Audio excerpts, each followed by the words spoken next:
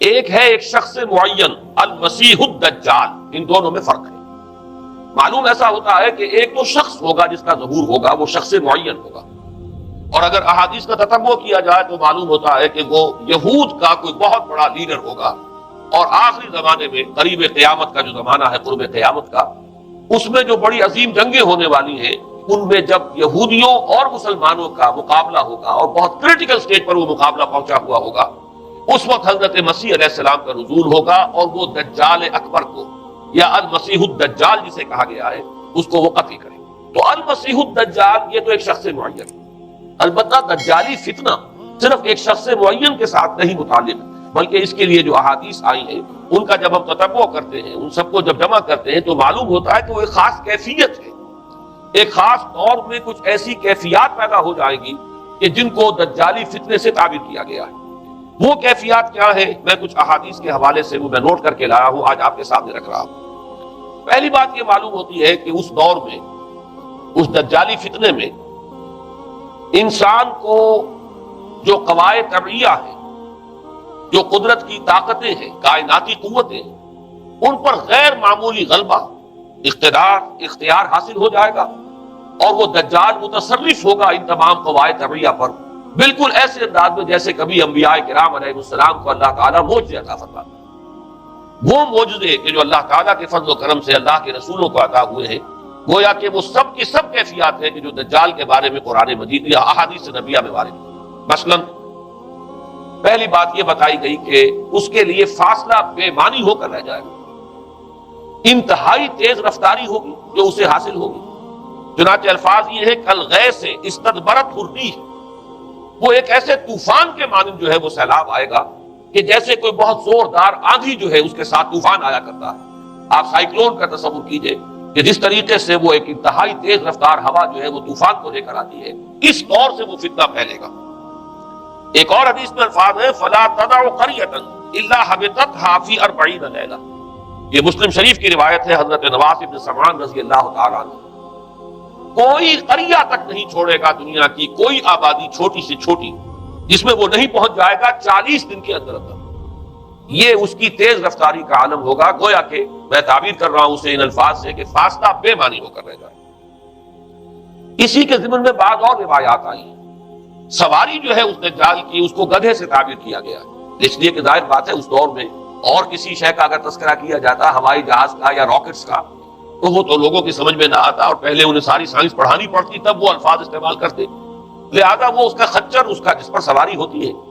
لیکن اس کی تیز رفتاری کے لیے الفاظ آئے ہیں کہ اس کا ایک قدم اگر مکے میں ہوگا تو دوسرا قدم شام میں جا کر پڑے، اور الفاظ یہ آئے ہیں کہ اس کے دونوں کانوں کے درمیان فاصلہ جو ہے وہ 40 باع کا یعنی 80 ہاتھ کا ہو۔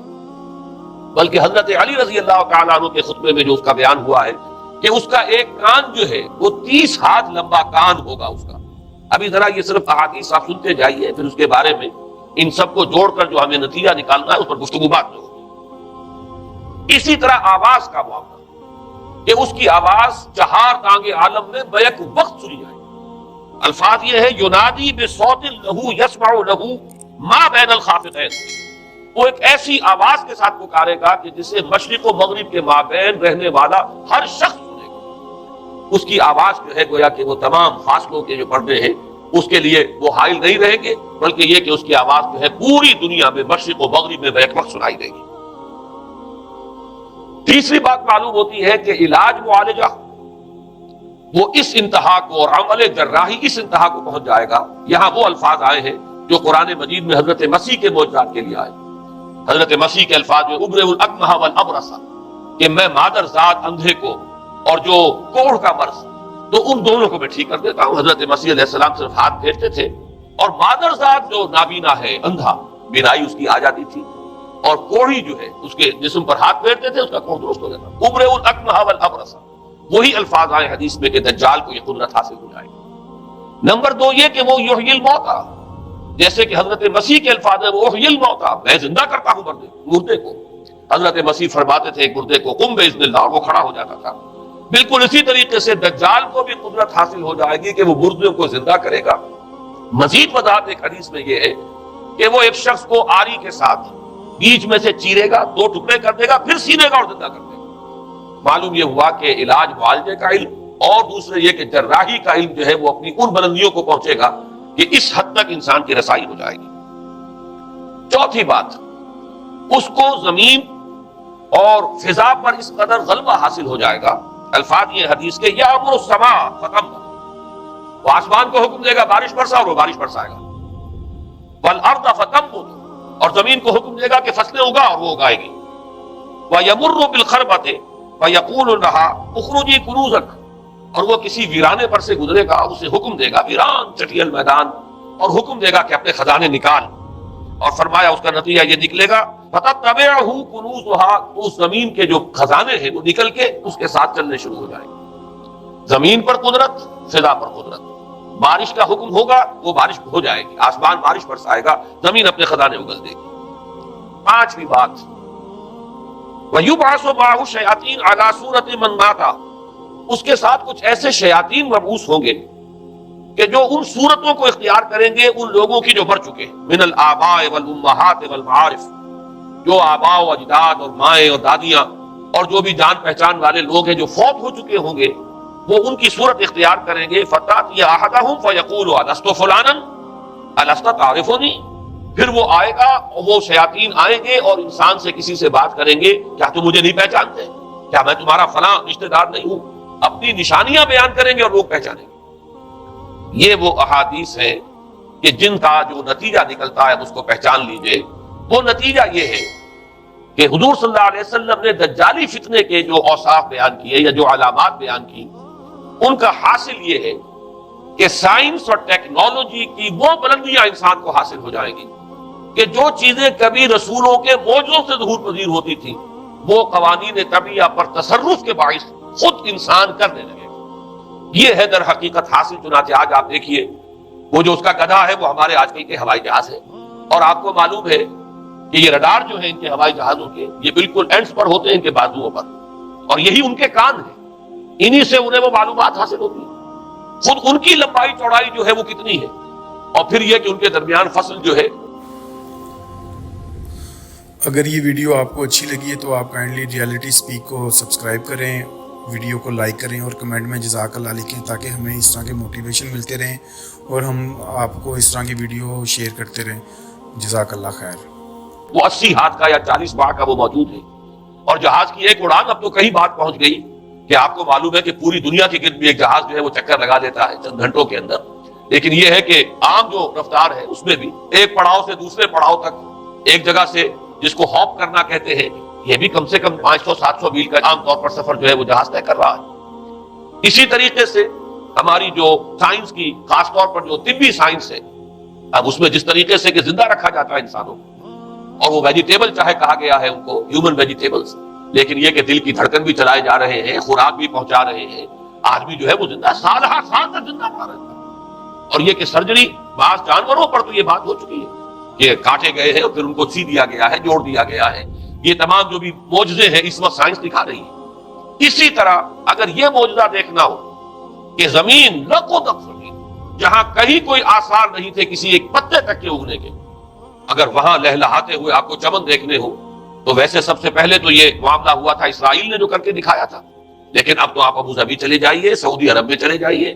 سعودی عرب کے اندر حال یہ ہے کہ آپ اگر ہوائی جہاز سے سفر کریں ریاض سے جدہ تک، تو آپ کو جگہ جگہ بڑے سرکولر پیچز نظر آئیں گے جہاز سے، نہایت گرین، اور اس کے اندر جو ہے آرٹیفیشل اریگیشن کے ذریعے سے، اور بہت عمدہ وہاں کاشت ہو رہی ہے، اور بہت خوبصورت فارم جو ہے وہ تمام کے تمام سرکولر پیچز، اس لیے کہ جو اریگیشن ہوتی ہے وہ ان ویلز کے ذریعے سے ہوتی ہے کہ جو ایک سرکل میں چلتے ہیں، اور پانی کی وہ آرٹیفیشل بارش جو ہے وہ ہوتی رہتی ہے۔ باقی یہ کہ فضا سے آرٹیفیشل رین، یہ تو بہت ہی سادہ سی بات ہے کہ فضا کے اندر ایٹماسفیرک کنڈیشنز کو ذرا تبدیل کیا جائے تو بارش آ جاتی ہے۔ اور باقی رہ گیا آواز کا یہاں سے وہاں جانا، وہ تو آواز ہی نہیں ہے، تو آپ صورتیں دیکھ رہے ہیں۔ آپ کو نیو یارک میں بیٹھا ہوا خطاب کرے، آپ پوری دنیا کے اندر جہاں چاہیں، وہ آل ورلڈ اینٹینا آپ کے پاس صرف ہونا چاہیے، باقی یہ کہ آپ دنیا کے کسی بھی گوشے میں بیٹھے ہوئے کسی شخص کا خطاب یہ وہ سن سکتے ہیں۔ تو معلوم یہ ہوا کہ در حقیقت یہ جو دجالی فتنہ ہے، یہ جس کے اوصاف جو بیان کیے گئے، ابھی میں اس کو لفظ فتنہ سے تعبیر نہیں کر رہا، اسے جس چیز نے فتنہ بنایا وہ ابھی میں آپ سے عرض کروں گا، لیکن یہ جتنے اوصاف حدیث میں آئے، جتنی صفات بیان ہوئی ہیں، جو کوائف وہاں سامنے آ رہے ہیں، ان سب کا حاصل تو ایک لفظ میں یہ ہے کہ سائنٹیفک ڈیولپمنٹ، اور ٹیکنالوجیکل ڈیولپمنٹ وہ اس درجے کی ہو جائے گی کہ قواعد طبیعہ پر، فورسز آف دی نیچر پر انسان کو تصرف اور تسلط حاصل ہو جائے گا اور وہ انہیں استعمال کرے گا، اور اس طریقے سے اس کے اندر وہ ساری کی ساری کیفیات جیسے کہ آج ہم دیکھ رہے ہیں اپنی نگاہوں کے سامنے وہ پیدا ہو جائے گی۔ اب سوال یہ ہے کہ اس شے کو فتنہ کس چیز نے بنایا؟ یہ بات سمجھ لیجیے، جہاں تک سائنسی ترقی کا تعلق ہے، تکنیکی ترقی کا تعلق ہے، یہ چیزیں فی الاصل فتنہ نہیں ہے، یہ تو وہ علمہ آدم الاسماء کلہا کا ظہور ہے۔ اللہ تعالیٰ نے ازل میں حضرت آدم علیہ السلام کو جو صلاحیت عطا فرما دی تھی، یہ ایکسفولیشن ہے اس کا ظہور ہے۔ جیسے کہ آم کی گٹھلی میں آم کا درخت ہے، لیکن ظاہر بات ہے کہ اس کو درخت بننے میں وقت لگتا ہے، پہلے وہ 2 پتے نکلتے ہیں، پھر وہ بڑھتا ہے معاملہ، کئی سال میں جا کر وہ درخت جو ہے وہ جوان ہوگا، وہ پھل دے گا۔ اسی طریقے سے یوں سمجھیے کہ بالقوہ وہ علم حضرت آدم علیہ السلام کو دے دیا گیا، یعنی وہ صلاحیتیں ودیت کر دی گئی، وہ فیکلٹیز، سمع اور بصر اور فؤاد، دیکھو سنو نتیجہ نکالو اور آگے بڑھو۔ آپ نے چیز دیکھی، ایک سنی، نتیجہ نکالا، اس کو نوٹ کیا، آگے بڑھے، پھر کوئی چیز دیکھی، پھر کوئی سنی، اپنے سابق جو نتیجہ آپ نے نکال کر محفوظ کیا تھا اپنی میموری میں، اس کے ساتھ اس کو ٹیلی کیا، کوئی اور نتیجہ نکل آیا اور آگے بڑھے۔ تو یہ تو سٹیپ بائی سٹیپ، قدم با قدم انسانی علم آگے بڑھ رہا ہے۔ یہ ہرگز فتنہ نہ ہوتا، میرے الفاظ پر توجہ کیجئے، اگر اس کے ساتھ متوازن طور پر ایمان اور روحانیت کا ارتقا بھی ہوتا ہے، اگر اس کے ساتھ اللہ کی معرفت، اللہ کی محبت، آخرت کا ایمان، منزل انسان کی جو ہے وہ آخرت ہے، دنیا نہیں ہے، اگر یہ چیزیں ساتھ کے ساتھ ہوتی تو یہ ہرگز فتنہ نہیں۔ فتنہ در حقیقت اسے جس نے بنایا ہے وہ یہ ہے کہ کچھ ایسے اسباب ہوئے ہیں، اور وہ اسباب آج مجھے بیان کرنے کہ در حقیقت موجودہ عیسائیت اس کا سب سے بڑا سبب ہے۔ اس کے نتیجے میں ایک بہت بڑا گیپ ہے، اپالنگ گیپ ہے، بڑا مہیب خلا ہے، بڑی وسیع خلیج ہے جو حائل ہو چکی ہے کہ ایمان اور روحانیت ختم ہوتے چلے گئے، اور یہ ٹیکنیکل اور سائنٹیفک ڈیولپمنٹ بڑھتی چلی گئی۔ ان دونوں کے درمیان جو مہیب خلا پیدا ہوا ہے اس نے اسے فتنہ بنا دیا ہے، اور عظیم ترین فتنہ بنا دیا۔ ورنہ اگر اس کے ساتھ ہی اللہ پر ایمان، آخرت پر ایمان، اور انسان کے اندر ایمانی کیفیات، اس کی روحانی کیفیات اگر یہ بھی برقرار رہتی، بلکہ اس کے ساتھ متوازن طور پر ان کو ترقی کرنا چاہیے تھی، تو یہ ہرگز فتنہ نہیں ہے۔ تو پہلی بات یہ سمجھ لیجئے کہ اگرچہ دجالی فتنے کے جو صفات، اس کے اوصاف، اس کی علامات، اس کے مظاہر جو بھی حدیث کے ذریعے سے ہمیں معلوم ہے، جس کا میں نے ابھی آپ کے سامنے تذکرہ کیا، وہ سب در حقیقت تعبیر ہے اس دور کا جو محاورہ ہے، اس دور کی جو زبان ہے، اس دور میں جن الفاظ سے گفتگو کی جا سکتی تھی، اس دور کے ایڈیم میں آج کی جو سائنٹیفک اور ٹیکنالوجیکل ترقی ہے، گویا کہ اس کی تعبیر کی گئی ہے کہ وہ دجالی فتنہ ہوگا۔ لیکن اس شے کو فتنہ بنانے والی شے در حقیقت یہ ہے کہ ایک بہت بڑی خلیج حائل ہو چکی ہے ایمان اور روحانیت، اور دوسری طرف سائنٹیفک اور ٹیکنالوجیکل ڈیولپمنٹ میں ان دونوں کے درمیان اتنا بودھ اور فخر پیدا ہو گیا ہے کہ جس کی وجہ سے اس نے فتنے کی شکل اختیار کی۔ اس کا سبب کیا ہے، آج ہمیں اس پر غور کرنا ہے۔ دیکھیے حضرت مسیح علیہ السلام کا دین، اور جیسا کہ میں نے عرض کیا اس سورہ کہف کے پہلے رکوع میں تذکرہ انہی کا ہو رہا ہے، وَيُنذِرَ الَّذِينَ قَالُوا اتَّخَذَ اللَّهُ وَلَدًا مَا لَهُم بِهِ مِنْ عِلْمٍ وَلَا لِآبَائِهِمْ كَبُرَتْ كَلِمَةً تَخْرُجُ مِنْ أَفْوَاهِهِمْ يَقُولُونَ إِلَّا كَذِبًا فَلَعَلَّكَ بَاخِعٌ نَفْسَكَ عَلَىٰ آثَارِهِمْ إِن لَّمْ يُؤْمِنُوا بِهَٰذَا الْحَدِيثِ أَسَفًا۔ ان آیات کا پہلے ترجمہ آپ سن لیجئے، جو پہلی آیات ہے ان کا ترجمہ ہم کر چکے ہیں۔ کل حمد اس اللہ کے لیے ہے جس نے اپنے بندے پر کتاب نازل فرمائی اور اس میں کوئی کجی نہ رکھی، جو بالکل سیدھی ہے اور خبردار کرتی ہے ایک ایسی بڑی عظیم اور مہیب جنگ سے کہ جو خاص اللہ کی طرف سے ہوگی، اور بشارت دیتی ہے مومنین کو جو نیک عمل کریں کہ ان کے لیے بہت بڑا اور بہت عمدہ اجر ہے، ماکثین فیہ ابدا، وہ اس میں رہیں گے ہمیشہ ہمیشہ۔ وَيُنذِرَ الَّذِينَ قَالُوا اتَّخَذَ اللَّهُ وَلَدًا، اب دوہرا کر بات آئی، اور تاکہ خبردار کر دے ان کو جنہوں نے یہ کہا کہ اللہ نے کسی کو اپنا بیٹا بنایا۔ مَا لَهُم بِهِ مِنْ عِلْمٍ، نہیں ہے ان کے پاس اس کے بارے میں کوئی علم، وَلَا لِآبَائِهِمْ، نہ ان کے آباء و اجداد کے پاس کوئی علم تھا، کوئی عقلی دلیل نہیں، کوئی اللہ کی اتاری ہوئی کسی کتاب میں، اللہ کے اتارے ہوئے کسی صحیفے میں اس کے لیے سند نہیں۔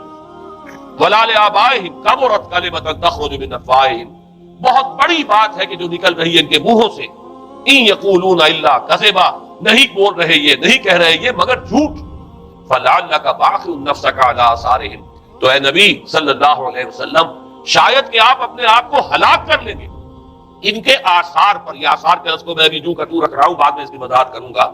ان لم یؤمنوا بهذا الحدیث اسفا، اگر یہ لوگ ایمان نہ لائے اس حدیث پر، یہ حدیث قرآن، اس پر اگر یہ ایمان نہ لائے، جیسے کہ وہاں فرمایا گیا تھا اگر رحمت خداوندی میں داخل ہونا ہے اے بنی اسرائیل تو یہ شاہدرہ ہے رحمت خداوندی کا قرآن حکیم، آؤ اور داخل ہو جاؤ۔ یہاں پر ان عیسائیوں کو متنبہ کیا جا رہا ہے اگر وہ اس حدیث پر، یہ حدیث اللہ کی کتاب، احسن الحدیث کتاب متشابہہ فبأی حدیث بعدہ یؤمنون، اگر اس اللہ کی حدیث پر، اللہ کی کتاب پر یہ ایمان نہ لائے تو جو ان کے آثار ہوں گے، جو نتائج نکلیں گے ان پر اے نبی شاید کہ آپ اپنے آپ کو صدمے اور رنج اور غم سے ہلاک کریں۔ یہ ہے در حقیقت وہ آیات جن میں تذکرہ ہو رہا ہے عیسائیت کا، لیکن عیسائیت سے مراد کیا ہے اسے سمجھیے۔ حضرت مسیح علیہ السلام کا دین تو بعین ہی وہی دین تھا جو دین آدم سے لے کر محمد تک صلی اللہ علیہ وسلم وعلیہ الصلوۃ والسلام جتنے انبیاء آئے ہیں ان کے دین میں کوئی فرق نہیں۔ دین توحید وہی ایمان، البتہ شرائع کے اندر، شریعتوں میں کوئی تفصیلی احکام میں فرق ہوا ہے، شریعت موسوی اور شریعت محمدی میں علی صاحب الصلوۃ والسلام تھوڑا تھوڑا فرق ہے، دین ایک ہی ہے۔ شرع لکم من الدین ما وصى به نوحا والذی اوحینا الیک وما وصینا به ابراہیم وموسیٰ وعیسیٰ، دین میں تو ہم نے وہی شے تمہارے لیے بھی معین کی ہے مسلمانوں، کہ جس کی کہ ہم نے نوح کو وصیت کی تھی اور جس کی کہ ابراہیم کو اور موسیٰ کو اور عیسیٰ کو وصیت کی، دین ایک ہے۔ ان الدین عند اللہ الاسلام، تو دین مسیحی بھی وہی تھا بعید ہی جو دین محمدی ہے اور دین موسوی ہے صلی اللہ علیہ وسلم علیہ الصلوۃ والسلام۔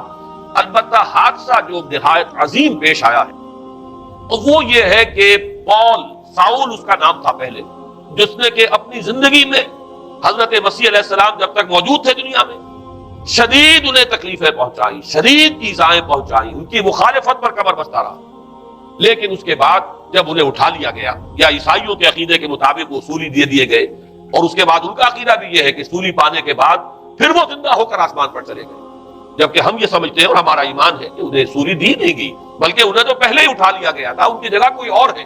انجیل برنباس نے یہ بات بالکل واضح کر دی کہ در حقیقت وہی حواریین میں سے جس نے کہ غداری کی تھی اور پکڑوایا تھا، مخبری کی تھی، وہی ہے جس کی شکل بنا دی گئی تھی حضرت مسیح علیہ السلام کے جیسی مانند، اور وہ شخص ہے کہ جو سولی چڑھا ہے۔ بہرحال عیسائیت اس وقت کی جو اس کا عقیدہ ہے اور جو ہمارا عقیدہ اور ایمان ہے، ان دونوں کی روح سے حضرت مسیح علیہ السلام آسمان پر اٹھا لیے۔ اس کے بعد اس نے دین مسیحی میں نقب لگانے کے لیے، جو دین مسیح اصل دین اسلام تھا، اس کو کرپٹ کرنے کے لیے، ڈسرپٹ کرنے کے لیے، اس میں نقب لگانے کے لیے اس نے اپنے ایک مکاشفے کا ذکر کیا کہ میں آ رہا تھا سفر میں کہ مجھے حضرت مسیح نظر آئے ہیں آسمانوں میں، اور انہوں نے مجھے کہا ہے کہ اے ساؤل تو مجھے کیوں ستاتا ہے، اور تو اب فلاں جگہ جا اور میرے نام سے نبوت کر۔ اس کے بعد اس نے لبادہ اوڑھا عیسائیت کا، اور اس نے آ کر جس طرح عبداللہ ابن سبا نے محمد الرسول اللہ صلی اللہ علیہ وسلم کے دین میں نقب لگائی، اسی طریقے سے اس شخص نے دین مسیحی میں نقب لگائی۔ فرق یہ ہے کہ دین محمدی صلی اللہ علیہ وسلم، کیونکہ یہ آخری دین تھا، اب کوئی اور رسول آنے والا نہیں تھا، اللہ تعالیٰ کی طرف سے اس دین کو، اس شریعت کو ایک پروٹیکشن حاصل ہے، لہذا ایک جزء کی حد تک گمراہی جو ہے پھیل سکی، کل پر محیط نہیں تھی۔ لیکن بدقسمتی سے دین مسیحی کے بارے میں یہ ہوا کہ کچھ عرصے تک تو کشمکش رہی ہے، اصل دین مسیحی پر بھی جو کاربند لوگ تھے اور جو اس کے اوپر مستقیم رہے وہ قائم کچھ عرصے تک رہے ہیں، لیکن ہوتے ہوتے تقریباً اس دور تک آ کر جب کہ حضور کی بعثت ہوئی ہے، اصل دین مسیح کے ماننے والے تقریباً ختم ہو چکے تھے، شاذ لوگ رہ گئے تھے، اور ان میں بھی یہ جرت نہیں تھی کہ اپنے اصل دین کا وہ اظہار کر سکے، بلکہ ہوتے ہوتے ان 600 سالوں کے اندر یہ ہوا کہ وہی پالزم جو ہے در حقیقت اس نے ہی مسیحیت کی شکل اختیار کر۔ یہ پالزم جو ہے یہ ہے در حقیقت، یوں سمجھیے کہ ادیان عالم کی تاریخ میں سب سے زیادہ گمراہ کن مذہب، جس کا رد عمل پیدا ہوا ہے یورپ میں، جس نے کہ اس دجالی فتنے کی شکل اختیار کی ہے۔ میں یہ چاہتا ہوں کہ اس کے ضمن میں چند باتیں آج آپ کے سامنے رکھوں۔ پال نے جو دین مسیحی میں یا دین اسلام میں جو صحیح دین ہے اللہ کا، اس میں 3 تبدیلیاں بنیادی کی۔ سب سے پہلا تو وہی جو قرآن کہہ رہا ہے، الذین قالوا اتخذ اللہ ولدا، مسیح کو، حضرت مسیح علی نبینا علیہ الصلوۃ والسلام، انہیں خدا کا بیٹا قرار دیا گیا۔ اور اس میں بھی نوٹ کیجئے، بیٹے کے لیے عربی زبان میں 2 لفظ ہیں، ابن اور ولد۔ ابن کا لفظ ذو معنیین ہے، 2 معنی ہے اس کے، ابن بیٹے کو بھی کہتے ہیں، اور ابن کا کوئی معنوی تعلق بھی ہو سکتا ہے، صرف بیٹا نہیں۔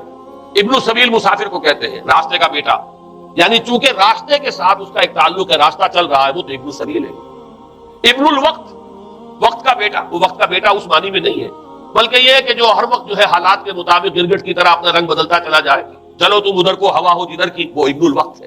تو ابن الوقت اسی طریقے سے جو میں نے دوسری مثال دی ہے، ان کو اگر آپ سامنے رکھیں گے تو معلوم یہ ہوا کہ ابن کے تو دونوں معنی ہو سکتے ہیں، لیکن ولد یہ بالکل مخصوص ہے اولاد کے معنی میں۔ ولد یہ تو گویا کہ صلبی اولاد، اور عیسائیت وہ ہے مذہب کہ جس نے کہ بدترین شرک کی صورت اختیار کی ہے، اور ان کے ہاں عقیدے میں یہ الفاظ ہیں کہ مسیح اللہ کا، خدا کا صلبی بیٹا ہے، تاکہ کوئی شک نہ رہ جائے کہ کوئی اور نسبت ہے جسے ابن سے تعبیر کیا گیا، کوئی اور تعلق ہے جس کے لیے یہ لفظ اختیار کیا گیا، صلبی کا لفظ استعمال کیا گیا ہے کہ یہ خدا کا صلبی بیٹا ہے۔ اور یوں سمجھیے اب اس کا جو نتیجہ نکلا کہ بیٹا اگر کسی کا ہے تو ظاہر بات ہے کہ وہ ہم جنس ہے، ہم نوع ہے اپنے باپ کا۔ انسان کا بیٹا انسان ہوگا، سید زادہ جو ہے سید کا بیٹا سید ہوگا، مغل کا بیٹا مغل ہوگا، گھوڑے کا بیٹا گھوڑا ہوگا، گدھے کا بیٹا گدھا ہوگا۔ معلوم یہ ہوا کہ بعین ہی جو کچھ باپ ہوتا ہے وہی بیٹا ہوگا۔ لہذا اس لفظ نے در حقیقت شرک کی بدترین صورت اختیار کی کہ بالکل اللہ کے برابر، اللہ کا ہم نوع، گویا کہ بدترین شرک جو ہے شرک فی الذات ہے۔ اور شرک فی الذات کی بدترین صورت یہ ہے کہ جو عیسائیت میں آئی ہے کہ حضرت مسیح علیہ السلام کو اللہ کا صلبی بیٹا قرار دیا گیا۔ اب اس کے نتیجے میں چونکہ ظاہر بات ہے کہ آخر بائبل بھی موجود تھی، اس بائبل کو ایک دم کیسے ختم کر دیتا سینٹ پال؟ سینٹ پال کہیں یا بہرحال میں تو لفظ سینٹ اس کے ساتھ استعمال نہیں کرنا چاہتا، لیکن چونکہ ہمیں یہ ہدایت ہے قرآن مجید کی بھی کہ جو باطل معبود بنا لیے جاتے ہیں انہیں بھی ہم کوئی ان کے لیے توہین والے الفاظ استعمال نہ کریں، لہذا میں یہ لفظ استعمال کر رہا ہوں، ورنہ جی تو چاہتا ہے کہ کوئی اور لفظ اس کے لیے استعمال کیا جائے۔ لیکن جو بھی اس وقت دنیا میں اس کا معروف نام ہے پال، سینٹ پال، تو اس نے چونکہ ظاہر بات ہے کہ پوری بائبل کو کیسے ختم کر دیتا، ایک دم تورات کو کیسے ختم کر دیتا؟ تورات تو آج تک چلی آ رہی بائبل کے ساتھ چلی، the old testament, the new testament, یہ دونوں مل کر بائبل بنتی ہے۔ لہذا اب گورکھ دھندا بنانا پڑا انہیں، وہ تسلیس والا گورکھ دھندا، تین میں ایک، ایک میں تین، توحید بھی ہے تسلیس بھی ہے، تین میں ایک، ایک میں تین۔ اور یہ وہ شے ہے کہ جس نے عقیدے کا تعلق عقل سے منقطع کر دیا۔ اس سے سمجھ میں آنے والی بات ہے، تین میں ایک، ایک میں تین، ایک گورکھ دھندا ہے۔ نتیجہ انہوں نے یہ نکالا کہ ڈوگما در حقیقت اس کا عقل سے کوئی تعلق نہیں، ڈوگما بس عقیدہ ہے، اور اس عقیدے ہی کے اوپر سارے دین کی بنیاد ہے، باقی وہ عقل میں آئے نہ آئے، عقل کے لیے قابل قبول ہو یا نہ ہو۔ یہ بات اچھی طرح سمجھ لیجئے کہ اگرچہ ہمارے ہاں بھی ہم بھی یہ بات کہتے ہیں کہ بہت سے حقائق جو ہے کائنات کے وہ ایسے ہیں کہ جن تک عقل کی رسائی نہیں، اس کے لیے ہم مجبور ہیں، محتاج ہیں وحی کی ہدایت کے۔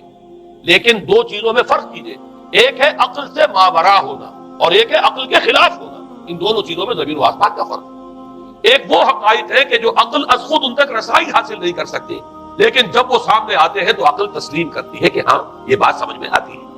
ایک وہ چیزیں ہیں کہ جن کو عقل تسلیم نہیں کرتی، تو ایک ہے مخالف عقل، ایک ہے ورائے عقل، ان دونوں میں زمین و آسمان کا فرق ہے۔ ہمارے دین میں تو عقل کو اپیل کیا گیا ہے، لعلکم تعقلون، لعلہم یعقلون، اولو الالباب الذین یعقلون۔ اب ظاہر بات ہے کہ عقل کو ہاتھو برہانکم ان کنتم صادقین، لاؤ دلیل اپنی، تو دلیل سے عقل سے اپیل کی گئی۔ اور اس میں وہ رشتہ جو میں نے کئی مرتبہ بیان کیا علامہ اقبال کے اشعار کے حوالے سے کہ عقل گو آستہ سے دور نہیں، اس کی قسمت پر حضور نہیں، اور گزر جا عقل سے آگے کہ یہ نور چراغ راہ ہے، منزل نہیں۔ منزل تک تو عقل نہیں پہنچائے گی لیکن راستہ تو دکھاتی ہے، اور جب کہ وحی کی روشنی سامنے آتی ہے تو عقل اس کی تصدیق کرتی ہے۔ یہ ہے ہمارا موقف اور یہ ہے عقلی معقول موقف۔ لیکن عیسائیت نے، بلکہ کہنا چاہیے پالیزم نے، مجھے یہاں پر لفظ عیسائیت اب استعمال کرنا نہیں چاہیے اس لیے کہ حضرت عیسیٰ سے اب اس کی نسبت نہیں رہی۔ حضرت عیسیٰ سے اس کی نسبت جو ہے یہ مس نومر ہے، یہ غلط نام ہے۔ دی 100 کا مصنف جو ہے ڈاکٹر مائیکل ہارٹ، اس نے یہ بہت بڑی بات کہی۔ اس نے کہا در حقیقت موجودہ جو عیسائیت ہے اسے پالیزم کہنا چاہیے، یہ پالیزم ہے، کرسچینٹی نہیں۔ اس لیے کہ در حقیقت حضرت مسیح علیہ السلام کی تعلیم جب تک وہ دنیا میں تھے وہ یہ نہیں تھی کہ جو پال نے دی۔ البتہ اس نے پال کو بہت بڑا شخص مانا، اس میں کوئی شک نہیں، اس لیے کہ اس نے تاریخ کے ایک دھارے کا جو ہے وہ رخ موڑ دیا ہے۔ اللہ تعالیٰ کے صحیح دین کو گویا کہ قلع قما کر کے ایک نیا دین اس طریقے سے پھیلایا ہے کہ آج بھی شاید دنیا میں کثیر ترین تعداد عیسائیت ہی کے نام لیواؤں کی ہے، واللہ عالم، یا شاید گوتم بدھ کے ماننے والوں کی ہے۔ بہرحال یہ کہ بہت بڑی تعداد میں آج حضرت مسیح علیہ السلام کی طرف جو منسوب ہے غلط طور پر دین، اس کے نام لیوا دنیا میں۔ اس اعتبار سے وہ یقیناً اس کا تو حق رکھتا ہے کہ اس کا نام بھی اس کتاب میں آئے کہ جس نے تاریخ کے اوپر اثرات اپنے پیدا کیے۔ اور حضرت مسیح علیہ السلام جب تک دنیا میں تھے، عیسائیت کی حقیقت بنی اسرائیل یا یہودیت کے ایک فرقے سے زیادہ نہیں تھی، ڈیٹیچ نہیں ہوا تھا یہ دین حضرت موسیٰ علیہ السلام کے دین سے، لیکن یہ کہ پال نے اسے بالکل ایک مستقل بذات ایک جداگانہ دین کی شکل دے دی ہے، تو یہ پالزم ہے۔ پالزم نے در حقیقت سب سے پہلا کام یہ کیا کہ عقل سے بالکل تعلق منقطع کر دیا۔ عقیدہ ڈوگما جو ہے وہ خلاف عقل، جو بات عقل میں آئے نہ آئے بس ماننی۔ تو پہلی تو یوں سمجھیے کہ نقب جو لگی ہے دین کے اندر وہ اس تسلیس کے حوالے سے، اور تسلیس کا گورکھ دھندا خلاف عقل، لہذا ڈوگما کی جو ان کا لفظ جو استعمال ہوا ہے کہ بس اس کو تو ہم مانیں گے چاہے وہ عقل کے لیے قابل قبول ہو چاہے نہ ہو۔ دوسرا، اس سے بھی زیادہ آپ دیکھیے ایک سے ایک بڑھ کر اینٹ رکھی جا رہی ہے، خشت اول چونے حد میں مار کر تاثریہ امیر احمد دیوار پر۔ دوسرا، کفارے کا عقیدہ جو مبنی ہے صلیب کے عقیدے پر۔ مسیح نے انتہائی ذلت کی موت، یعنی صلیب کی موت جو ہے وہ خود کہتے ہیں کہ انتہائی ذلت کی موت ہے۔ یہ ذلت کی موت کا پیالہ اس لیے پیا تاکہ اس کے ماننے والوں کی طرف سے کفارہ ادا ہو جائے۔ مسیح کفارہ ادا کر چکا ہے، اب جو شخص بھی مسیح کو مان لے گا اس کی گویا کہ نجات ہو گئی، اس کا عمل سے کوئی تعلق، عمل ہو نہ ہو، بد کردار ہو، اچھا کردار والا ہو، نیک ہو، بھلا ہو، جیسا بھی ہو، برا ہو، بدماش ہو، لچا ہو، لفنگا ہو، مسیح کو مان لے صرف ماننے پر، اس لیے کہ مسیح تو اس کی طرف سے کفارہ پیش کر چکا۔ سارے گناہوں کا کفارہ جو ہے مسیح نے انتہائی ذلت آمیز موت جو ہے قبول کر کے گویا کہ اپنے ماننے والوں کے تمام گناہوں کا کفارہ دے دیا۔ یہ دوسرا عقیدہ، اس کا نتیجہ کیا نکلا؟ تسلیس نے عقل سے تعلق توڑ دیا تھا مذہب کا، اس لیے عمل سے تعلق توڑ دیا۔ ڈوگما ہی ڈوگما ہے، نہ عقل سے کوئی تعلق نہ عمل سے کوئی تعلق، کوئی تعلق نہیں رہا۔ دین کی جڑیں جو ہے دونوں اعتبار سے، دین تو نام ان دو چیزوں کا، الا الذین آمنوا وعملوا الصالحات، دونوں کی گویا کہ جڑیں منہدم ہو گئی، بنیادیں منہدم ہو گئی، جڑیں کاٹ دی گئی کہ نہ اس کا تعلق عقل کے ساتھ ہے نہ عمل کے ساتھ۔ تیسری بات آئی ہے، اس نے کہا شریعت منسوخ۔ یہ عجیب ہے، دیکھیے جسے آئرنی آف فیٹ کہتے ہیں انگریزی زبان میں۔ ابھی تک بائبل کے اندر سینٹ میتھیو کے جو روایت ہے، متی کی انجیل سے کہا جاتا ہے gospel of the Lord according to Saint Matthew, اس میں جو سرمن آف دی ماؤنٹ ہے، ایک واعظ ہونے کے اعتبار سے واقعتاً میں اس کی عظمت کا بڑا قائل ہوں، عظیم ترین واعظ ہے دنیا کا۔ اس کے شروع میں یہ الفاظ موجود ہیں، don't think I have come to destroy law, ہرگز یہ نہ سمجھنا کہ میں شریعت کو ختم کر دے آیا۔ وہ یہ کہہ کر گئے تھے کہ شریعت موسوی تم پر لاگو رہے گی، عائد رہے گی، لیکن پال نے تیسرا نقب لگایا، شریعت ثابت کر دی۔ اس کی ضرورت کیوں محسوس ہوئی یہ بھی سمجھ لیجئے۔ حضرت مسیح یہ کہہ کر گئے تھے کہ میں صرف بنی اسرائیل کے لیے آیا ہوں، میں اسرائیل کے گھرانے کی کھوئی ہوئی بھیڑوں کی تلاش میں آیا ہوں۔ انجیل میں یہ الفاظ آج بھی موجود۔ حضرت مسیح نے اپنے حواریین کو جب بھیجا ہے کہ اب جاؤ تبلیغ کرو میری طرف سے، اس کی ہدایتوں میں ایک ہدایت یہ بھی ہے کہ تمہیں صرف اسرائیلیوں تک تبلیغ کرنی ہے، باہر نہیں، میں صرف اسرائیلیوں کی طرف رسول بنا کر بھیجا گیا ہوں۔ یہ الفاظ بھی موجود ہیں، اگرچہ اس وقت کے انجیل میں جو الفاظ ہیں وہ تو میں سمجھتا ہوں کہ حضرت مسیح علیہ السلام کے شایان شان نہیں ہے، وہاں کوئی نہ کوئی تحریف ہوئی ہے لفظی، اس لیے کہ وہاں تشبیہ دی گئی ہے کہ کوئی اپنے بچے کے حصے کی روٹی جو ہے کتے کے آگے نہیں ڈالتا۔ گویا کہ جینٹائلز جو ہیں، غیر بنی اسرائیلی، انہیں اس جملے کی روح سے انہیں کتوں سے تشبیہ دی جا رہی ہے کہ میرے پاس میرے بچوں کے حصے کی روٹی ہے، میرے بچے ہیں اسرائیلی، میری روٹی جو ہے یہ جو میرے پاس ہے وہ اسرائیلیوں کے لیے ہے، کوئی اپنے بچوں کے حصے کی روٹی کتے کو نہیں کھلاتا۔ یہ جملہ تو میں سمجھتا ہوں حضرت مسیح کا نہیں ہو سکتا، لیکن یہ ہدایت کہ تمہیں تبلیغ صرف اسرائیلیوں میں کرنی ہے، یہ قرآن مجید کی روح سے ثابت ہے، اس لیے کہ قرآن بھی یہ کہتا ہے کہ رسولاً الی بنی اسرائیل، حضرت مسیح علیہ السلام رسول بنا کر بھیجے گئے تھے بنی اسرائیل کی طرف، اس لیے کہ وہ یوں سمجھیے کہ جسے ہمارے ہاں عام اصطلاحات میں علماء کہا کرتے ہیں تاج و تخت ختم نبوت، وہ تاج و تخت ختم نبوت تو ابھی منتظر تھا محمد رسول اللہ صلی اللہ علیہ وسلم کی آمد کا، کہ وہی آئیں گے تو انہی کی بعثت ہوگی پوری نوع انسانی کی طرف۔ آپ سے پہلے کسی رسول کی بعثت پوری نوع انسانی کی طرف نہیں ہوئی بشمول حضرت مسیح علیہ السلام۔ ہر جو ہے رسول جو آیا ہے آپ سے پہلے اپنی اپنی قوموں کی طرف آیا ہے، لیکن اس پال نے کیا کیا؟ پہلے تو یہ اصول توڑا، ہم اس دین مسیحی کی یا جو پالزم ہے اس کی اب تبلیغ کریں گے غیر اسرائیلیوں میں بھی۔ وہاں انہیں دقت پیش آئی، شریعت موسوی بڑی بھاری شریعت ہے، اب وہ بھاری شریعت جو ہے اس کو قبول کرنا تو لوگوں کے لیے آسان نہیں۔ انہوں نے یہ کیا کہ یہ شریعت تم پر ثابت، شریعت کا بوجھ تم پر نہیں، برڈن آف لا یہ تمہارے لیے نہیں۔ اور میں یہاں مثال دے دینا چاہتا ہوں، میں نے ہی تاریخ نے اپنے آپ کو دہرایا ہے، عبداللہ ابن سبا نے جو فتنہ شروع کیا تھا ہمارے ہاں، ہماری تاریخ میں جو اس کے اثرات میں پیدا ہوئے، ان میں سے ایک جو ہے وہ شکل وہ اسماعیلیت والی ہے، کہ اسماعیلیت نے بھی بعین ہی یہی شکل اختیار کی ہے ہندوستان میں آ کر جب اسماعیلی داعیوں نے جب تبلیغ کی ہے تو شریعت ثابت کر دی. آج آپ کو جو اسماعیلی ملیں گے ان کے ہاں کوئی شریعت نہیں ہے, کوئی نماز نہیں, مسجد ان کی ہوتی نہیں, جماعت خانہ ہوتا ہے, وہ کلب گھر ہے, آتے ہیں جمع ہوتے ہیں, کھانا کھاتے ہیں, اللہ اللہ خیر صلی اللہ باتیں چیتیں کرتے ہیں. ان کے اوپر شریعت ہے ہی نہیں, نہ روزہ ہے نہ نماز ہے. اور بین ہی وہی جو اختیارات میں ابھی آپ کو بتاؤں گا کہ جو پوپ کے ہیں وہی ان کے امام حاضر کے اختیارات. بہرحال تیسری نقب جو میں نے عرض کیا آپ سے وہ یہ تھی کہ شریعت منسوخ, اس کا نتیجہ کیا نکلا؟ اب دیکھیے ذرا غور کیجئے, ایک بہت بڑا خلا پیدا ہو گیا. وہ خلا کون پر کرے گا؟ شریعت کے بارے میں سارے اختیارات اب پوپ کو حاصل. وہ جس چیز کو چاہے حلال کر دے, جس چیز کو چاہے حرام کر دے, جس چیز کو چاہے قرار دے دے کہ یہ ممنوع ہے, جس چیز کی چاہے اجازت دے دے. اس لیے کہ اب شریعت تو نہیں, خلا ہے, اس میں سوالات تو پیدا ہوں گے, یہ کام کیا جائے یا نہ کیا جائے, کون کرے گا؟ تو جب شریعت ختم ہوئی تو سارا اختیار پوپ کے ہاتھ میں آ گیا. یہ میں بعد میں ذرا اور تفصیل سے بتاؤں گا کہ کیسے کیسے اختیارات پھر مذہبی طبقے کے ہاتھ میں آئے ہیں.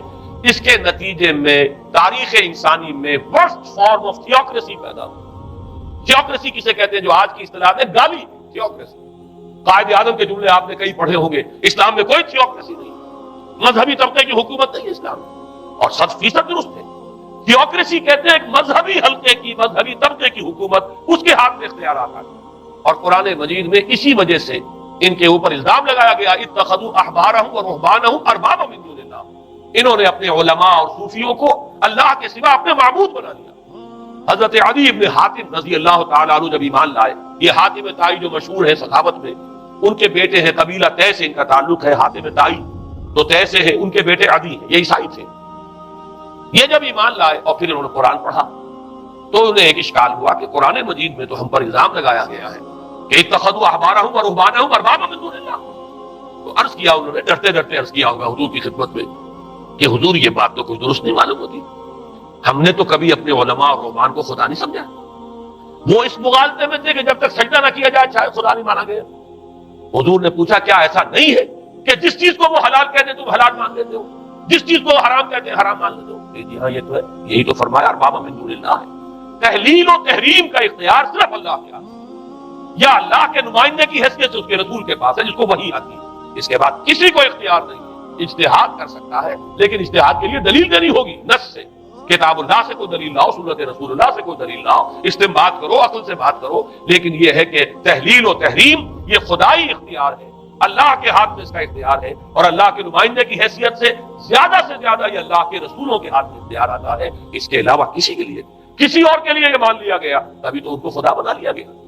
اسی معنی میں آج کی جمہوریت جو ہے وہ بدترین شرک ہے کہ یہاں یہ تسلیم کیا جاتا ہے کہ سوورنٹی جو ہے وہ عوام کی, سوورنٹی آف دی پیپل. کیا معنی ہے کہ عوام کے نمائندے جو چاہے قانون بنا دیں, جس چیز کو چاہے حلال ٹھہرائیں, جس چیز کو چاہے حرام ٹھہرائیں. ان کے پاس علت و حرمت کے جو پورے اختیارات ہیں ان کے پاس آ گئے. یہی تو خدائی مقام ہے, خدا کا مقام دے دیا گیا. اس سے بڑا شرک کیا ہوگا؟ در حقیقت حاکمیت غیر اللہ اس دور کا سب سے بڑا شرک. تو وہاں یہ حق جو ہے دے دیا گیا علماء کے ایک طبقے کو, پوپ کو. تو گویا کہ تاریخ انسانی کی بدترین تھیوکریسی, بدترین مذہبی استبدادی حکومت قائم ہوئی ہے یورپ میں. اس کے حوالے سے میں کچھ تاریخی حوالے بھی اب آپ کے سامنے رکھوں. دیکھیے جب تک پال نے یہ کام شروع کیا ہے تو تقریباً 3 صدیوں تک تو یہ صرف ایک مذہبی تبلیغ کا کام ہوا ہے. انہوں نے کوششیں کی, محنتیں کی, پیغام پہنچایا, اور جیسا کہ میں عرض کر چکا ہوں اس وقت تک گڈمٹ تھے. پال کے ماننے والے بھی تھے اور حضرت مسیح کے جو اصل صحابہ تھے جو ان کے حواریین تھے ان کے ماننے والے بھی تھے. لہذا کشمکش ان کے اندر بھی چل رہی تھی. لیکن ظاہر بات ہے کہ حضرت مسیح کے اصل حواریین وہ تو اول تو یہ کہ اپنی گفتگو رکھ رہے تھے محدود بنی اسرائیل تک. نمبر 2 یہ کہ انہوں نے تو شریعت کو ثابت نہیں مانا.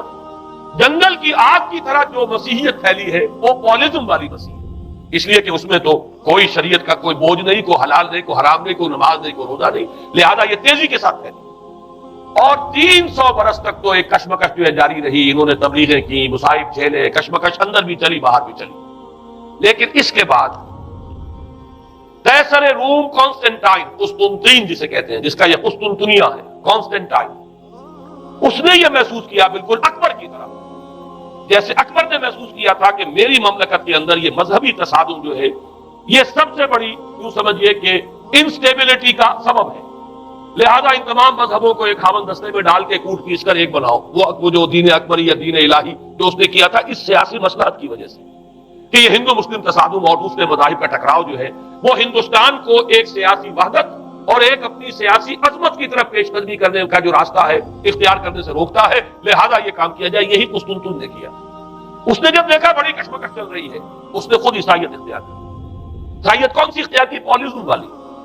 ظاہر بات ہے اس کے لیے بھی اصل عیسائیت اختیار کرنا جو مشکل تھا, پالیزم والی.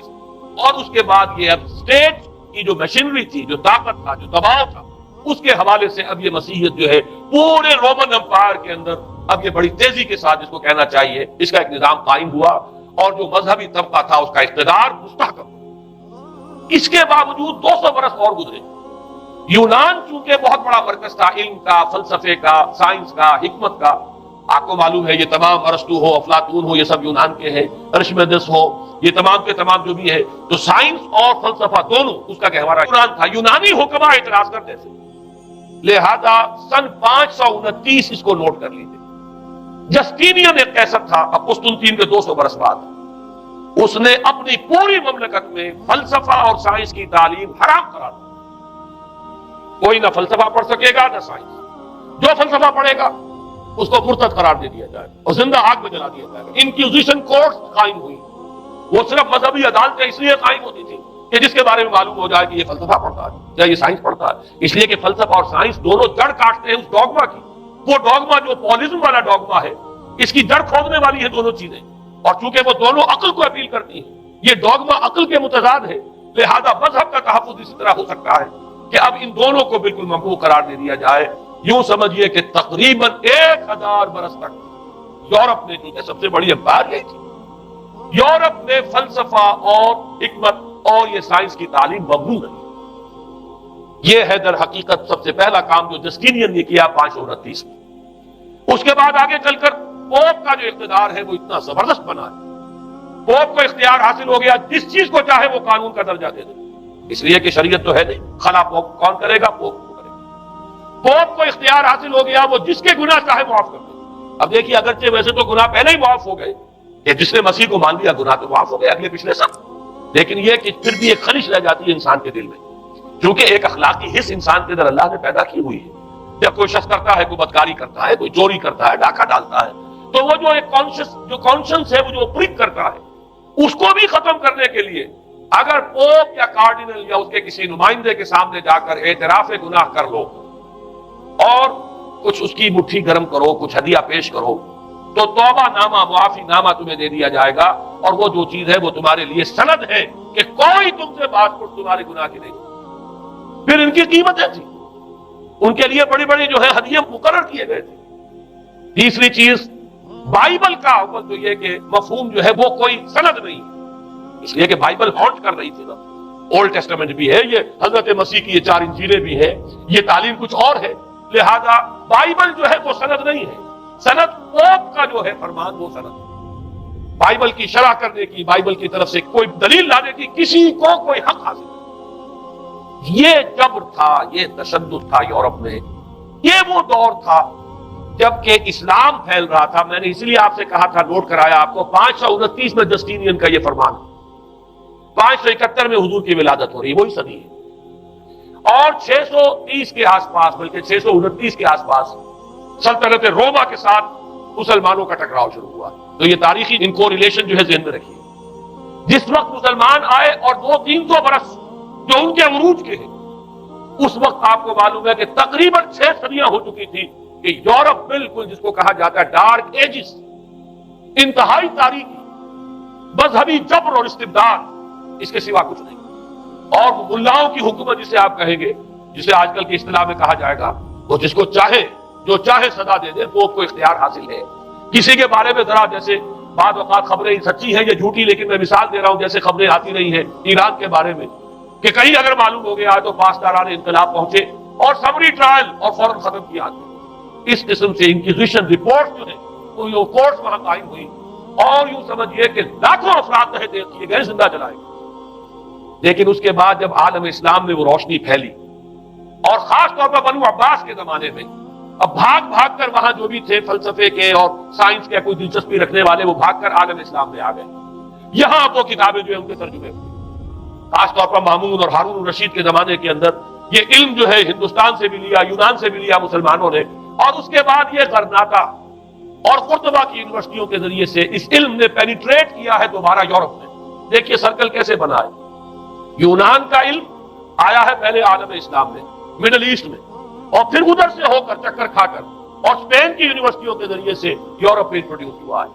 اس وقت پھر اصلاح مذہب کی تحریک شروع ہوئی، اور ساتھ ہی تحریک احیاء العلوم رینیسانس، اس کے نتیجے میں وہاں بیداری پیدا ہوئی. لیکن یہ بیداری اب آپ نوٹ کر لیجئے، ایک تو پروٹیسٹنٹ مذہب پیدا ہوا اور کئی سو برس تک تصادم رہا کیتھولکس کے اندر اور پروٹیسٹنٹس میں. پورے اسلام کی تاریخ میں کبھی اتنے خونی فسادات نہیں ہوئے ہیں، کبھی بھی شیعہ سنی فساد بھی کبھی اتنا نہیں ہوا جتنا کہ کئی سو برس تک رومن کیتھولکس اور پروٹیسٹنٹس کے مابین یورپ میں ہوتا رہا. بلکہ اس میں تو ایسے ایسے واقعات آتے ہیں کہ لگ بھگ 10 لاکھ افراد جو ہیں وہ ختم ہوئے ہیں. یہ آپس کا تصادم جو تھا، پروٹیسٹنٹ مذہب جو پیدا ہوا اصلاح مذہب کی تحریک کے ذریعے سے، اور وہ رومن کیتھولک پاپائیت والا نظام، ان کے درمیان جو تصادم ہوا 10 لاکھ کی تعداد بتائی جاتی ہے کہ آدمی مارے گئے. بلکہ فرانس کا ایک شہر ہے، وہاں تو 19 دن تک مسلسل قتل عام کیا گیا پروٹیسٹنٹس کا، اور وہاں حاملہ عورتوں کے جو ہے پیٹ چاک کر کے بچے نکال کر ان کو بھی جو ہے ختم کیا گیا. یہ سارا ظلم جو ہے وہاں ہوا ہے، تصادم ہوا ہے. اس کے نتیجے میں آپ خود سوچئے کہ کس قدر نفرت پیدا ہوئی عوام کے اندر مذہب سے. اس کے ساتھ ہی اب وہ علم شروع ہوا، سائنس شروع ہوئی. لہذا علم اور سائنس دونوں کی جڑ میں مذہب سے شدید نفرت پیدا ہوئی. یہ ہے وہ سبب کہ جس نے یہاں سے راستے علیحدہ کر دیے. اور مذہب چونکہ جبر کرتا ہے، مذہب چونکہ عقل کے اوپر بیڑیاں بٹھاتا ہے، پہرے بٹھاتا ہے، بیڑیاں ڈالتا ہے، اور مذہب چونکہ تشدد کرتا ہے، لہذا مذہب کے خلاف ایک نفرت، ایک ریئیکشن. یہ ہے اس ساری سائنسی ارتقاء اور سائنٹیفک اور ٹیکنالوجیکل جو ڈیولپمنٹ ہوئی ہے، اس کی جڑ میں مذہب سے نفرت جو ہے اس کے بیج بو دیے گئے. اور یہ 200-250-300 سال میں اب یہ جو تناور درخت بن کر آیا ہے کہ ایک طرف سائنس کی ترقی، ٹیکنالوجی کی ترقی آسمان کو چھو رہی ہے. آج انسان چاند کے اوپر تو انسان کے قدم جو ہے پہنچ چکے ہیں، اور آپ کا ایک راکٹ جو ہے وہ پورے تمام سیارے جو ہیں ہمارے سولر سسٹم کے ہیں ان سب کا چکر لگا کر، اور وہ اس سے باہر چلا گیا ہے، خلا کے اندر کہاں گیا کچھ پتا نہیں. لیکن یہ کہ تقریباً یوں سمجھیے کہ سن 77 کا چلا ہوا وہ، اور 12 برس تک اس نے سفر طے کیا ہے. کم سے کم سولر سسٹم کا جو ہے اس نے پورا جو ہے احاطہ کیا. اور جو میں نے آپ کو وہ احادیث سنائی ان کے حوالے سے بات کیا سمجھ میں آئی کہ یہ سائنٹیفک، ساری کی ساری سائنٹیفک ڈیولپمنٹ، یہ ٹیکنالوجیکل ڈیولپمنٹ، لیکن چونکہ اس کے ساتھ مذہب کا انکار ہے، خدا پر ایمان نہیں ہے، آخرت کا یقین نہیں ہے، روح کا گویا کہ انکار، روحانیت تو بہت دور کی بات ہے، روح کا بھی انکار. نتیجہ یہ ہے کہ ان دونوں چیزوں کے مابین وہ گیپ، جسے میں نے کہا تھا ایپالنگ گیپ، ایک بہت بڑا گیپ ہے جو پیدا ہو چکا ہے. اب میں حدیث آپ کو سنا رہا ہوں. بخاری شریف میں جو روایت ہے، حضور نے فرمایا کہ دجال کے ماتھے پر لکھا ہوا ہوگا کافارا، کفر.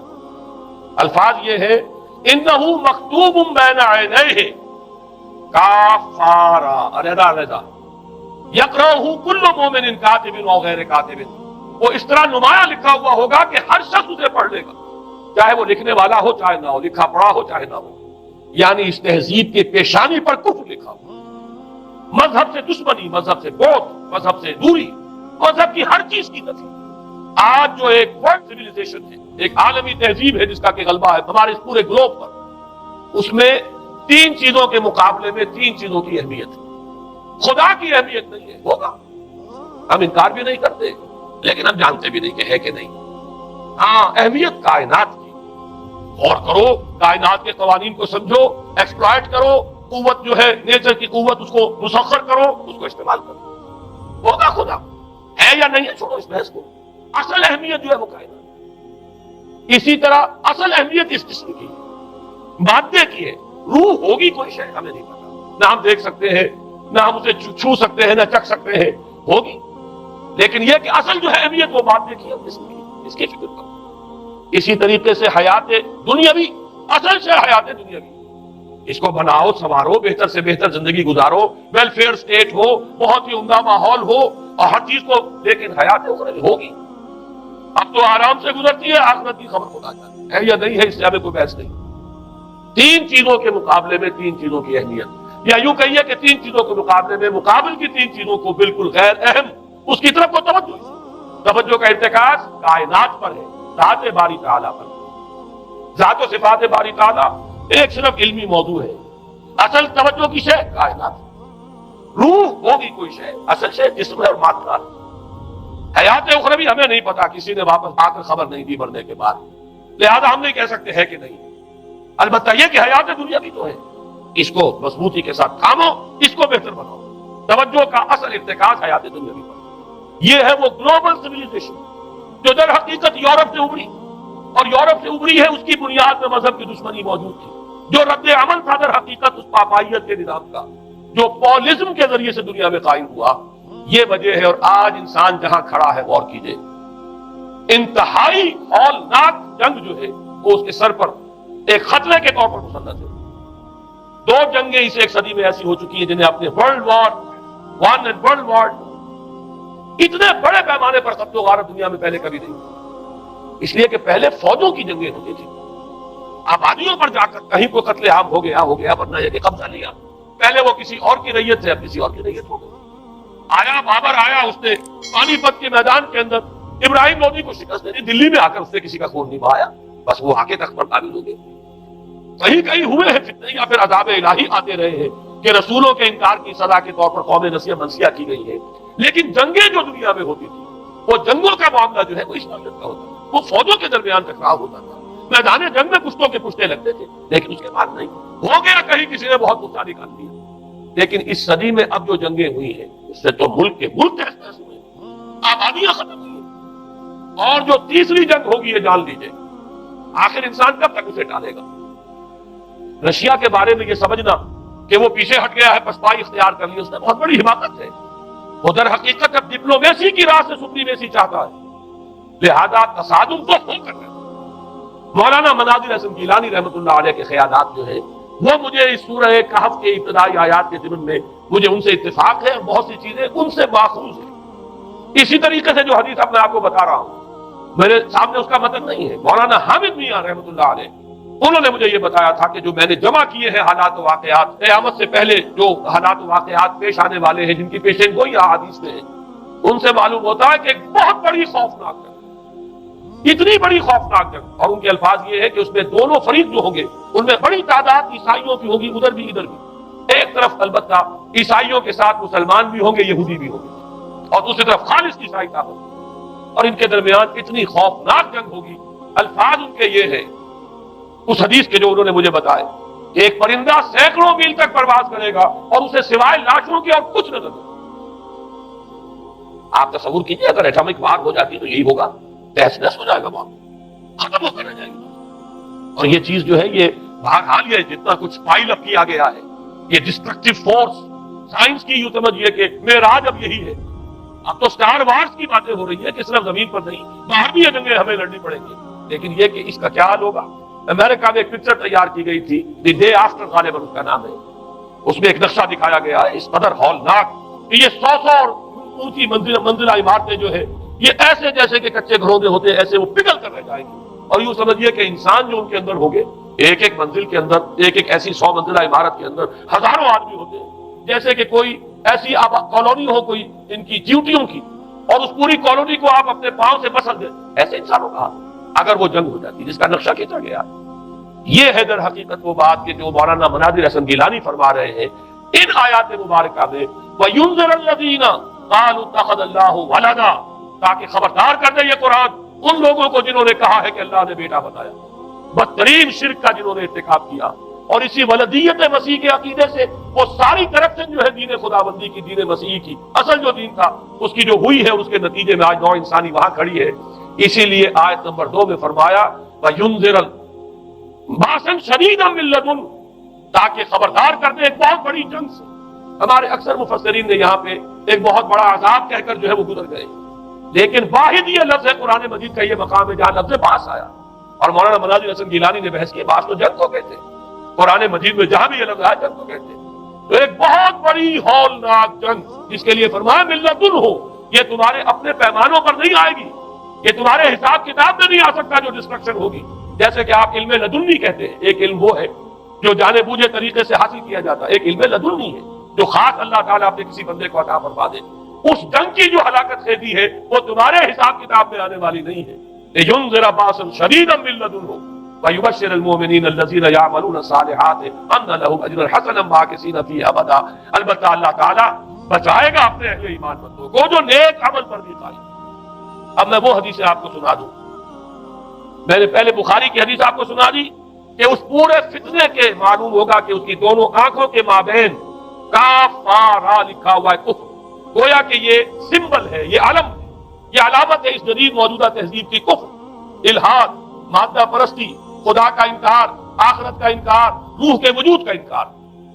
اس کے بعد فرمایا، یہ ابو داؤد کی روایت ہے، فواللہ ہے تو خدا کی قسم وہ وقت جب آئے گا، ان الرجل لیاتیہ وہو یحسب انہ مومن، ایک شخص حاضر ہوگا اس کے پاس، دجال کے پاس، اور وہ شخص اپنے آپ کو مومن سمجھتا ہوگا کہ مومن ہے، وَيَتَّبِعُهُ بِمَا يُبْعَثُ بِهِ الشُّبْهَاتِ، لیکن جو شبہات اس فتنے کی وجہ سے اس کے اندر پیدا ہو جائیں گے اس کی وجہ سے وہ بھی اسی کی پیروی کرے گا۔ آج آپ عالم اسلام کا نقشہ دیکھ لیجیے، ذہنوں کے اندر جو شبہات ہیں، ایمان کے بارے میں یقین کی کیفیت کتنوں کو حاصل ہے، وہی ساری ہماری بھی ویلیوز ہیں، وہی مادی تہذیب جو ہے، آج ہم بھی اسی کے پیروکار ہیں، سمجھتے ہیں اپنے آپ کو مسلمان، سمجھتے ہیں مومن، لیکن ذرا تجزیہ کیجیے۔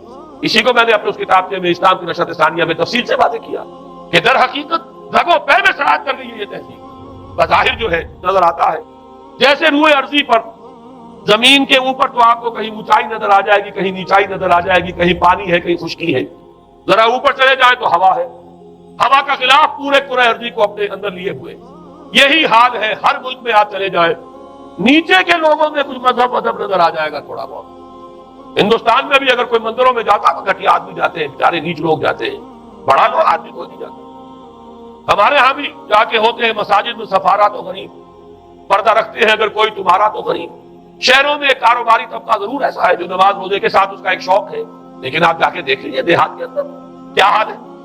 تو معلوم یہ ہوا کہ نیچے تو شاید کچھ نہ کچھ فرق ہے، یہ مسلمان ملک ہے، یہ ہندو ملک ہے، یہ فلاں ملک ہے، یہ بدھ مت کا ملک ہے، لیکن اوپر چلے جائیں یعنی ہر ملک کے اوپر جو ایلیٹ ہے، جو اعلیٰ تعلیم یافتہ، جو آپ کی ملٹری اور سول بیوروکریسی ہے ٹاپ کی، وہ تو ایک ہی رنگ میں رنگے گے، ان کا لباس وہی، ان کا رہن سہن وہی، ان کا تمدن وہی، نام کا فرق اگر نہ ہو تو پتہ نہیں چلے گا یہ مسلمان ہے کہ ہندو ہے کہ سکھ ہے، اور پتہ چلے گا بی پی سنگھ نام ہے تو پتہ چلے گا کہ ہندو ہے، لیکن یہ کہ باقی اس کی مذاقت، اس کا لباس، اس کا اٹھنا بیٹھنا، آپ کے ہاں یہ تو کچھ عوامی دور میں آ کے کرتا شلوار جو ہے وہ آئی ہے، لیکن وہ بھی اندرون ملک ہوتی ہے، باہر جا کر ہمارے اپنے ان لوگوں کے جو لباس ہوتے ہیں، آپ کو دیکھیے کہاں فرق معلوم ہو جائے گا کہ کون مسلمان اور کون ہندو اور کون پارسی اور کون عیسائی۔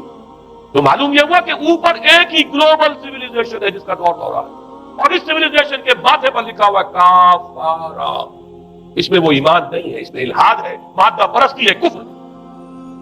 اس میں آخری حدیث جو میں آپ کو سنا رہا ہوں، حضور نے فرمایا آخر من یخرج الیہ النساء، اس فتنے کی طرف پیش قدمی کرنے والا آخری طبقہ ہوگا عورتوں، وہ جب اس تہذیب کی طرف لپکیں گے، یہ طبقہ جب آگے بڑھے گا، یہ جو ہمارے ہاں بھی جلوس نکلتے ہیں، شریعت کا مذاق اڑانے والے جلوس، اسلامی احکام کی نفی کرنے والے جلوس نکلتے ہیں، اور ان کے جس طریقے سے ڈسپلے ہوتا ہے اخبارات کے اندر، جتنا ان کے لیے اعزاز ہے، جتنی ان کے لیے یہاں پر تکریم ہے ہمارے معاشرے کے اندر، اس کو پیش نظر رکھیے۔ آخر من یخرج الیہ النساء حتی ان الرجل لیرجع الی امہ وابنتہ واختہ وعمتہ فیوثقها رباطا، یہاں تک کہ ایک بندہ مومن کا حال یہ ہو جائے گا کہ وہ دوڑے گا اور کوشش کرے گا اپنی ماں کو، بیٹی کو، بہن کو، پھپھی کو باندھ کر رکھے کہ وہ نکل نہ جائے۔ یہ حال ہو جائے گا کسی شخص کا۔ آج کتنے لوگ بے بس ہو چکے ہیں، اب وہ باندھ کر رکھنے والے بھی گویا کہ ہتھیار ڈال چکے ہیں، ورنہ یہ کہ گور تھا کہ کچھ نہ کچھ باندھ کر رکھنے والے تو تھے، لیکن اب تو آزادی کی صورت آئی ہے تو باندھ کر رکھنے والے جو ہے وہ ہار مان۔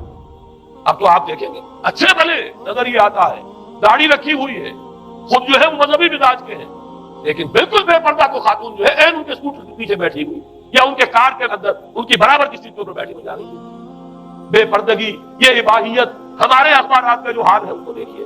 خدا کے لیے یہ رنگین صفحات بند کرو، لیکن مجال ہے جو کسی کے کان پر ڈھونڈتی ہے۔ لہذا حدیث کے الفاظ نوٹ کیجئے، آخر من یخرج الیہ النساء، اس فتنے کی طرف پیش قدمی کرنے میں آخری طبقہ جو ہوگا وہ خواتین کا ہوگا۔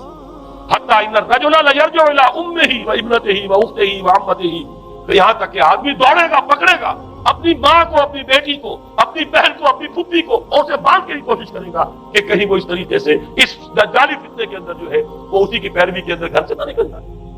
یہ ہے وہ فتنہ جس کی لپیٹ میں اس وقت پوری دنیا آئی۔ اب نوٹ کیجئے، اس فتنے کے لیے اب میں چند باتیں اور کہہ رہا ہوں۔ لغوی بحث کیا ہے؟ دجال کسے کہتے ہیں؟ یہ بنا ہے لفظ دجل سے۔